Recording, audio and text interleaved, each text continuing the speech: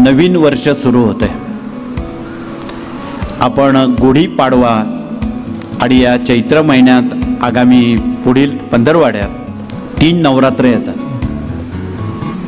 देवी नवरात्र, राम नवरात्र आणि हनुमान नवरात्र.